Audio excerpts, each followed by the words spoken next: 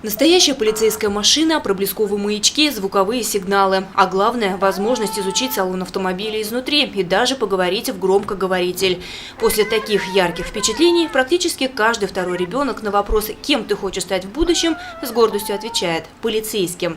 В такой неформальной обстановке проходит каждое мероприятие, организованное сотрудниками ГИБДД в рамках пропаганды безопасности дорожного движения. Данное мероприятие проводим мы регулярно. Особенно в летнее время проводим в детских садах, так как большая часть детей постоянно ходят в детские сады, как родители находятся на работе все время. Предупреждаем детей, обучаем детей, чтобы правильно вели на проезжей части, как нужно передвигаться в кварталах, находиться в салоне автомашины. В рамках данных мероприятий мы обычно, чтобы наглядно было для детей, показываем как на этой площадке показываем, как нужно переходить проезжую часть, нужно переходить, какие имеются знаки, бывают знаки. Также покажем, демонстрируем наши патрульные автомашины. Проезжая часть, дорожные знаки и разметка, водители и пешеходы. Здесь все по-взрослому. На территории детского сада Сулпылар у ребят есть прекрасная возможность на практике отработать все полученные теоретические знания. Что они и сделали совместно с инспектором по пропаганде безопасности дорожного движения Альбертом Обтекаевым. После того, как была изучена патрульная машина и повторены правила дорожного движения. Когда горит зеленый сигнал, что нужно делать? Ходить. А на красный? Стоять. Что нужно делать на красный? Стоять. На желтый? Нет, ты не приготовиться. А на зеленый? Ходить. На пешеходном переходе. Что нужно делать? Переходить дорогу. На какой цвет можно проходить? Зеленый.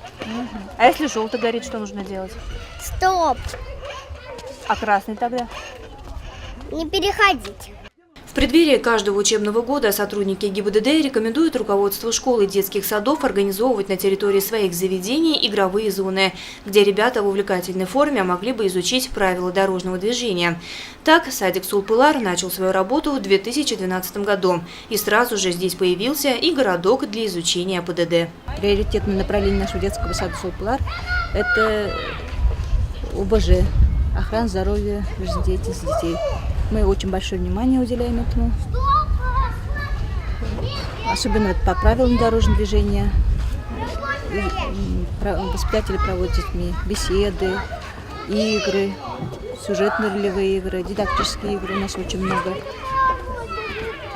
Также проводим различные мероприятия, участвуем в конкурсах по правилам дорожного движения. Непоседливые и любознательные дошколята постоянно жаждут новых знаний и всегда хотят открывать для себя что-то новое, что порой может столкнуть их с реальной опасностью на улице.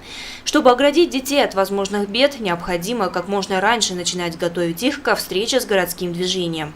Эти задачи и решают такие дни безопасности дорожного движения. Лиана Кириллова, Али Кадыров, Любовь Карпова для службы новостей.